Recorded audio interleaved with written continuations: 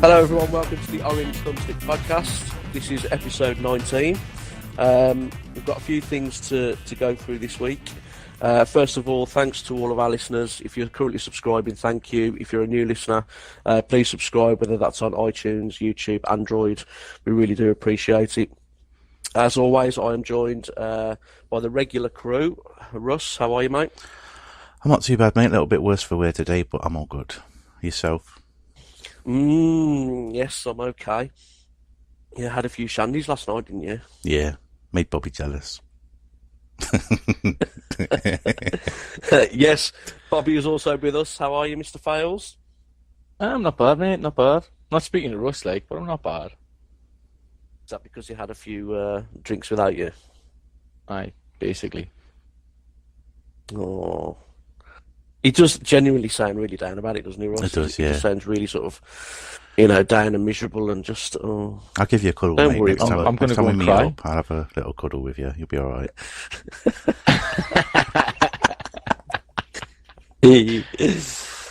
So, we've got a few things to go through this week. We've got some DayZ news, some more information on loot boxes, and some more Red Dead 2 news as well.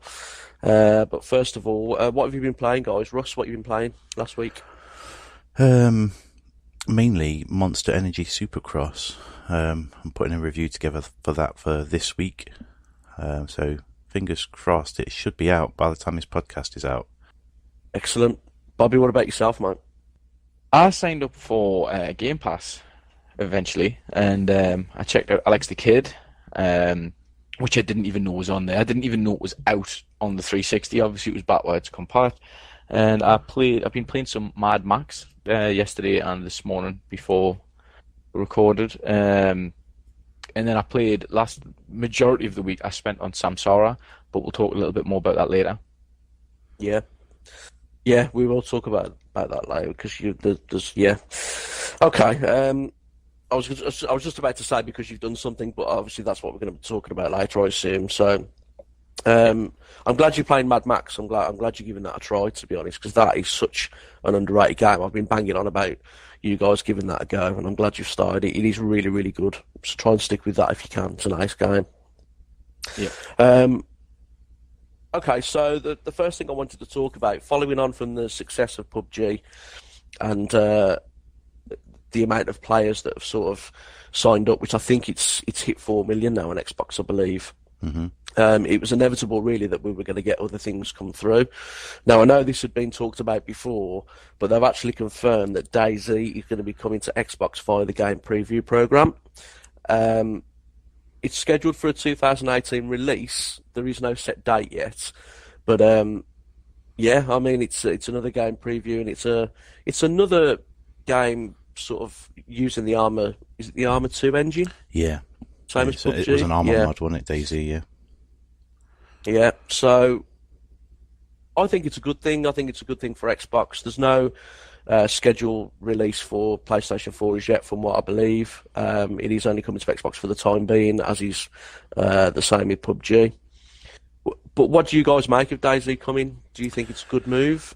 I mean, the way I'm looking at this is it's going to have to be something really good and something really substantial to get players off PUBG, which are, they're investing a lot of time in. So do you think that's going to happen? Yeah, because DayZ has that alternate. You've got AI on the map as well, haven't you? You've got zombies running about that are a constant threat, as well as other players. So I'll be honest with you, this is new territory for me. I'm not too clued up on DayZ. yeah, I know it's a sort of survival game, but you obviously know a bit about it, Russ. Just run me through what it is, and I'll take it literally. Thing. You obviously PUBG. Think PUBG with the inclusion of some AI zombies. You start rummaging around, making noise. They will come looking for you. So you got that on your hands as well as other players. So yeah, it's pretty much the same thing with just AI zombies. But it's going to, at the end of the day, provide that variety. You can't just have one game dominating the marketplace on your system. You do need variety. Yeah. We all know that variety and competition, it makes everything else thrive. So why not? Yeah. Yeah, absolutely. I take it then that you can you build like, I don't know, barracks and sort of shelters and things? Is it survival and like in it as well, or is it just No, it's literally PUBG with zombies. So you're running around, you looting. Okay. It's been a while since I've seen, so I don't know if it's changed much since. It's probably a couple of years since I last saw people playing. I used to watch it quite a lot on streams. Yeah. But yeah, if you think DayZ with zombies, PUBG with zombies, then you're not far off. From my remembrance of it and recollection of what it used to be. I don't think much has been added since a couple of years ago. But yeah, you go through buildings, looting stuff, picking up weapons and the likes, and yeah, it's pretty much the same thing. But yeah, it's a variety in it, you know. I to be honest with you, I would prefer to play DayZ with that added element of the zombies in it, but that's just my preference of zombie-fied horror games and stuff. So sure. Bobby, what about you? Have you played DayZ or had much to do with it at all? No, I've spoke to friends who've played it, and everybody's always said it should come to the Xbox, it should come to console. So because of the fact it wasn't on console, I didn't keep my eye on it because I didn't want to get all excited about the game and then find out that it's not coming. So I literally, most of my information on the game came from Russ. So yeah, I'm looking forward to seeing what they do with it, and I'm really looking forward to playing it. But I've obviously I've kept myself away from it all at the minute, just until now where they've announced it. I'll be going and checking it out. Yeah, it's nothing but good things, really. I think the fact that the fact that PUBG came to Xbox, late last year, and DayZ now being announced, both coming on the Xbox platform, I think it's a real good step forward, really, for console gaming to step into this sort of territory that's predominantly known on PCs, really, mainly. Yeah. So the fact that it's coming to consoles is only going to do good things for not only the games but the player base as well. It's going to increase player base. It's also saying volumes about the game preview program as well, isn't it? What that's bringing to the console for us, because a lot of these games, the reason why it's not on PlayStation yet, and there's no, from what they said on Twitter, this is where this all comes from. They 100% said it was coming to Xbox, but no plans as yet for PlayStations, because PlayStation do not have an early access / game preview model. From what I've been told, they don't really believe in that. So it says a lot for the program, what it's done for Xbox. Absolutely, yeah, completely agree. I don't think they're gonna. I can't see this being an early to mid 2018 release, only because we've got State of Decay 2 coming, haven't we? I believe that's going to be. Is there a release date for that yet? Is it? I'm thinking May for some reason. I don't know why. But with State of Decay coming out, I think the release of DayZ may depend on when State of Decay is released, because they're both very similar concepts from what you've said, Russ. State of Decay is more sort of campaign driven, admittedly, but they're very similar sort of genres. So it will be interesting to see when DayZ gets its release date, but it's definitely scheduled for this year. They could even do with it what they did with PUBG and release it sort of December time, maybe. But we'll have to keep our eyes on that and see what happens. So good things for game preview and good things for the Xbox, really, with that release coming out. Yep. Moving on then to something that we've spoken about loads and loads and loads and loads on the podcasts. We had a bit of a rant about it last week when EA announced that the loot boxes were coming back to Battlefront 2. But interestingly, Germany and Sweden are actually looking into restrictions on loot boxes because of the gambling elements, basically. Now, we've spoken about this before, about how it is very much like gambling and it needs to be controlled. Now, from what I read initially, Germany were looking to put a ban on it. There's recently been an update to say they're not looking at banning, but they are looking at heavily restricting them, monitoring how you're buying them and how many you're buying. This is due to, obviously, the addiction side of things and people spending money that really they haven't got. Can we see this coming further widespread, or do you think nobody will take much notice of this? I mean, what do you reckon? I had a conversation the other day about this, subject. Obviously, I didn't realise that Germany and Sweden were looking into it. But I had this conversation yesterday, and it came about because a young lad had his dad's card on his console, and he went crazy on microtransactions, and the parents couldn't understand why. So, personally, I think that it needs looked into in all countries. It is definitely, to an extent, yes, I think it's gambling. And the scary thing is that because it's not classed as that, younger people can now start gambling. So it's quite alarming. I think in terms of, I mean, you just said it there, you know, the kid had his dad's credit card and was spending money on loot boxes, you know. Playing devil's advocate a little bit, that's the parents' fault. If they're going to put their card on an account that their son has access to that's unrestricted, they're asking for trouble, if you ask me. But that, I mean, that can be monitored. I think you hit the nail on the head right there, Bobby.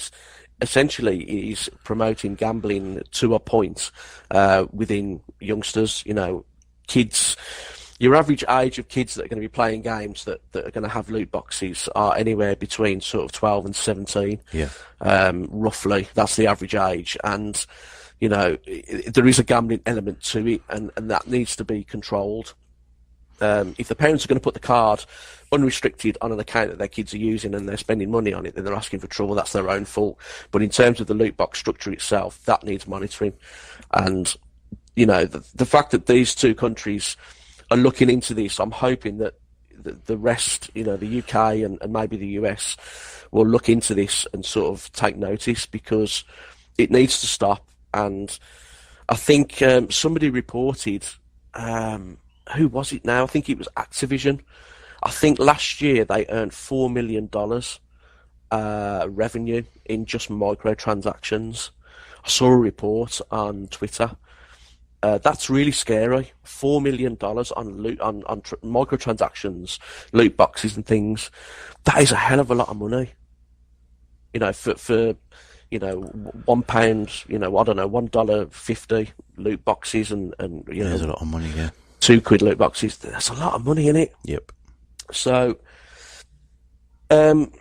we've said it for a while now that it needs to be controlled. I'm hoping this is the start of some kind of restriction coming in, some kind of control that's going to stop just developers and publishers just taking the piss and just releasing these things and, you know, causing this addiction, and especially in kids as well, because...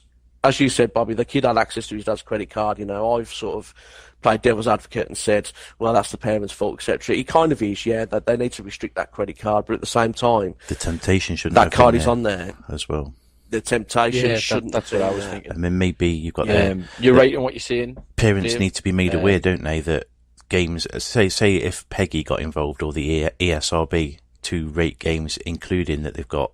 You know, like you got your little things on the back, contains violence, contains this, contains that. It also needs to say contains monetary transactions or whatever. However they want to word it. But it does, yeah, it needs to be there. All they need to do is just have, like, on the games that are wrote for kids with microtransactions, have something in the settings for parental controls, or have something... I haven't personally looked at the parental controls on my Xbox, but have something in there that can turn off turn off microtransactions for them. That's all they need to do. We just turn on. And then it's covered. Yeah, you can just turn on pin control, don't you? The purchase put your passcode. Yeah, you've got. Yeah, you've got a pin control on there. You've got purchase restrictions. That's all on Xbox. Your Xbox profile is general. That's just, you know, not just to specific sort of games and transactions. That is across the board. You can put a restriction on that on your Xbox Live profile straight away.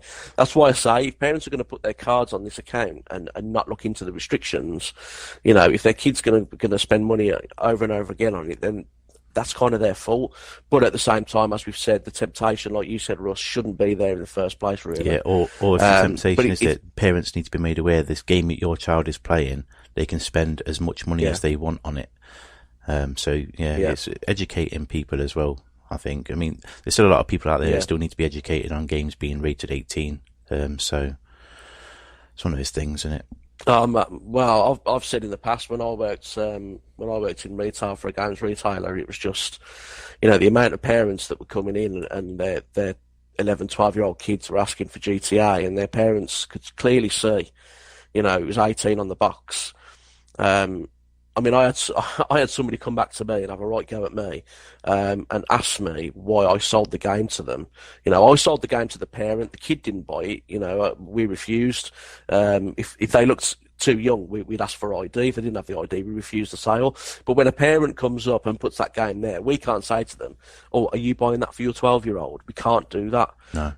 They want to buy that game. They're old enough. They're going to buy it. I had somebody come back to me and have a right go at me because I didn't inform them that there was prostitution in GTA and that their 12-year-old lad was going around having sex with prostitutes on Grand Theft Auto. Now, I'm sorry, but first of all, the age ratings on the game, it says 18. And if you're going to buy an 18 game for your 12-year-old son, then that's your fault. Yep. It's 18 for a reason. Do you know what I mean? Yeah. So, the same... We actually... sorry to cut in there, Dave. We used to ask. I worked at the same retailer as yourself, albeit at a different time, I believe. But we didn't ask the question of, is this for your child? We used to just say, are you buying this for yourself? Or is it a gift? And then if they said it was for the child, it was down. We could refuse sale if they said they were buying it for the child. If it was like a really bad game, and to an extent would point out what the flaws were there of what they were doing. And then if they still wanted to do it, that's down to them. I personally didn't refuse sale to anybody, but again, I never really dealt much on the desk itself. I was more on the floor, but that's how we used to deal with it at our place. Yeah, something did come in sort of later on that said, are you buying this for yourself? Initially it was the age thing. If they looked underage, you asked for ID. If they didn't have it, we didn't sell it. Simple as that. But if a parent was coming up, we never questioned it. There was a process that came in later on, but then that just gave them an excuse to have a go. Who are you to tell me what I can and cannot buy for my child? I'm old enough. Blah blah blah. That just caused just as many problems, really. Yeah. But I think it's a clear indication that something, as you two have both outlined, something similar needs to happen with microtransactions and loot boxes. There needs to be some kind of warning or some kind of explanation, an information chart as to what it involves, and the monetary value that it can go up to. Mm-hmm. Otherwise, it's just going to snowball and get worse and worse and worse and worse. But Germany and Sweden are looking into it. It's good news in a way, and I'm hoping it will spread, a lot wider. Come over to the UK, the US, and more countries across the globe, really. So fingers crossed for that, because we hate loot boxes. Unless they're done right, which is, we've said before, cosmetic stuff isn't so bad because it isn't a gamble as such. You're buying cosmetics, you know what you're buying. Overwatch does a good job of that, I believe. And I suppose PUBG does to a point as well, doesn't it? It is only cosmetic in that. But that's in-game currency only. In-game currency only, yeah. Yeah, that's not microtransactions. Yeah. It's Fortnite, because when we played the Fortnite beta, the actual game, I haven't really went back to it, but when we played it seemed to dish out crates to your left, right and centre, if I remember correctly. Does anyone know if they've changed that, or if it still dishes out at a decent rate?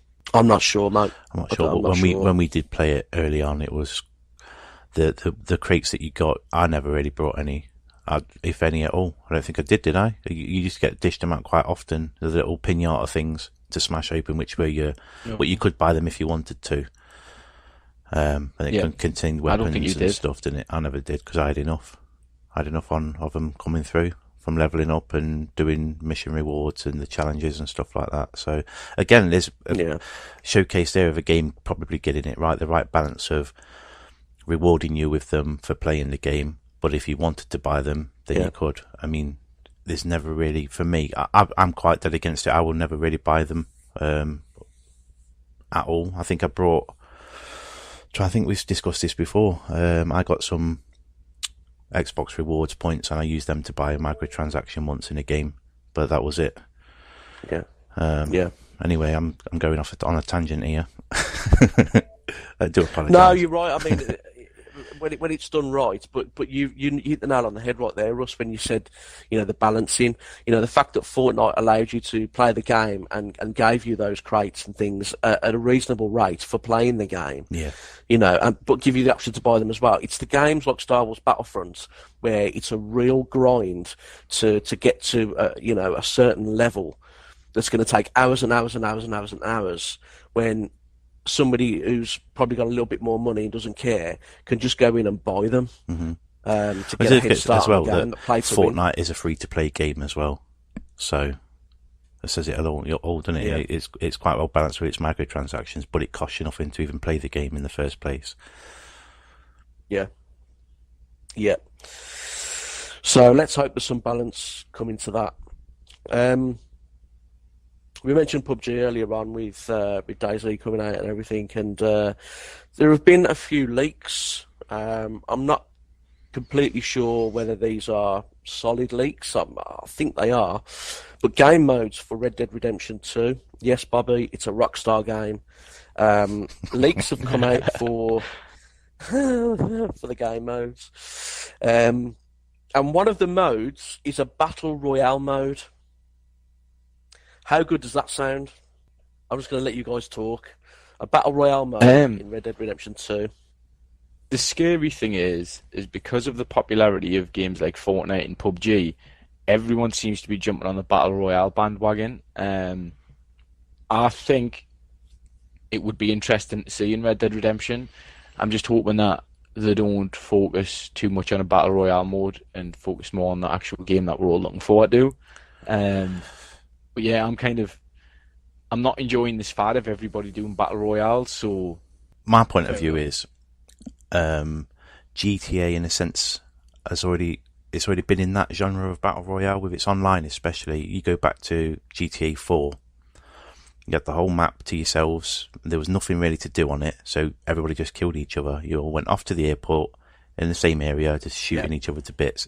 The only thing missing was obviously weapon pickups that were strategically placed, and the blue zone was missing, but the base is already there. You got the whole map, a lobby full of people killing each other. There was just no end to it. Yeah. So why not incorporate something to something that you've already got? It's halfway there, isn't it? And there's a song there somewhere. Shall I splice it in? Yeah. You could try. Yeah, it's. I think you're right, Bobby. Everyone's sort of jumping on the Battle Royale bandwagon at the moment, and there's no surprise really that probably one of the biggest, if not the biggest game this year is going to have that mode in. But another one that's been sort of outed is a first-person mode. Obviously, GTA 5 was re-released on current-gen hardware with the first-person mode, which worked really, really, really well. Yes. And apparently Red Dead 2 is going to have that incorporated into it as well, which would be really, really good. I'm not sure if I'd play the game in first-person mode, first of all. I think I'd probably play in its traditional third-person viewpoint, but to have that first-person there, that's quite a neat little extra. But in terms of the online side to Red Dead, we've touched on it in previous podcasts, but GTA Online has been a massive, massive success. And it kind of links to the microtransaction thing, really, because they do sell shark cards on Grand Theft Auto. But what you've got to appreciate is that you don't feel forced to buy those shark cards. Earning the money and things that you need in that game are pretty much achievable. They're not too grindy at all. And I just fear that because of the success of GTA Online, I fear that with the way microtransactions are going, Rockstar are going to put more in to the Red Dead 2 online aspects with more microtransactions. The equivalent of the shark card, whatever it may be. The horse and wagon cart or whatever. I'm fearful for that, if I'm honest. What do you guys reckon? Do you think that could be a possibility, or? They'll definitely have something. Definitely. I partly agree with what you said with the way they've done it on GTA 5. You don't have to buy it. You can get it in game. It is a bit of a grind, though, in my opinion. We've sat, myself and Russ, grinding it out with the businesses to get money But because you're doing different missions each time, it doesn't feel as much a grind as if you are farming in, I don't know, original Destiny before they squashed that. Yeah. But yeah, I think I hope they'll do exactly the same as what they've done with GTA 5 with it. I don't think it'll be as big a hit as GTA 5. I think it'll be a big hit, but I don't think it'll be as huge as what GTA 5 is, obviously still today. So we might not see as many advances on it, but I think if they do it the way they have with GTA 5, then I'll have no reason to cry. I would love it, and I've said this before, if they put train robbery heists in there. Yeah. That would be ace. Just train robbery heists, please. See, put those in there. You could also Fantastic. say that they marketed it wrong. This is, again, one of those devil advocate situations. GTA traditionally was just a single-player game. Obviously, as gaming progressed, multiplayer was added.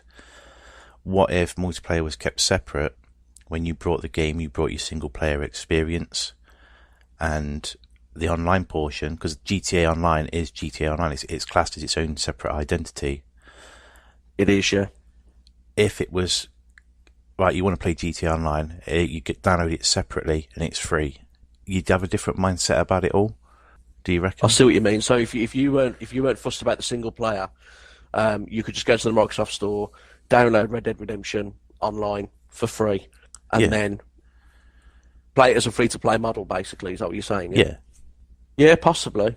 You would look at it in a different light, wouldn't you? You would, look at it, with your Fortnite glasses on, I suppose, and see that it's been an initial free download. You wouldn't mind investing, 30 quid in, the shark cards or whatever they're going to be in the game. Yeah, that could probably work. Because that would also then, in my opinion, it would incentivize Rockstar to have some of the team focus on, like they do on GTA Online at the minute, focusing on all the content for that they make. But the story side of it's gone by the wayside, which I think is a bit of a downfall for Rockstar, because they've always been great with their expansions for the single-player story. You look at the Ballad of Gay Tony, and Lost and the Damned on GTA 4 was absolutely fantastic. They've sort of lost the way with the single, because a lot of people still want it, don't they, for GTA 5, the single-player expansion, and it's just not happened. Yeah. Maybe they will address that with Red Dead 2, and maybe they will release a season pass or something with, 2 expansions, story expansions, incentivized with, I don't know, a shark card or whatever. Yeah. In there, maybe. You don't know.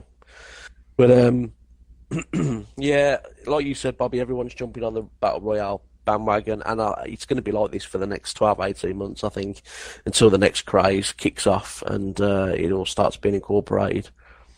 So, yep. But yeah, it's looking good, really. Red Dead Redemption 2 game modes leaked. Again, I'm not sure how solid that is, but we shall see. Guess what, Bobby? What's that? It's that time. What time is it, Dave?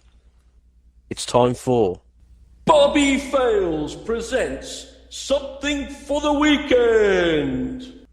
So this week in Something for the Weekend, we're going to take a look at Samsara. It's a little puzzle game that was released on the 7th of February 2018, priced at £12.49, which is round about $14.99 and €14.99. Basically, in the game, you have to help Z escape Samsara. So you drop blocks of different shapes and properties into a realm of 2 mirrored dimensions. It's a reflective puzzle game, so when you start off, you'll have one character, which is Z, and you're dropping your blocks down on the top or the bottom if you want it to reflect or not, for it to be backwards. And then it splits, and you've got to play as his shadow and him. You have to build the blocks so that they can get from wherever they're standing across to the portal to get out. And it repeats through, I think it's 72 missions. It's extremely addictive. I know Russ played through it and couldn't put it down. And if you do manage to pick it up, I have put a walkthrough together on the YouTube. Check it out, of all 9 worlds. So, yep, if you need a helping hand, you can go on there and check it out and enjoy it. Fantastic. Yeah, I was going to mention actually that you've done a walkthrough video for it, haven't you? Yeah, first walkthrough for the YouTube. How did you find that? All right.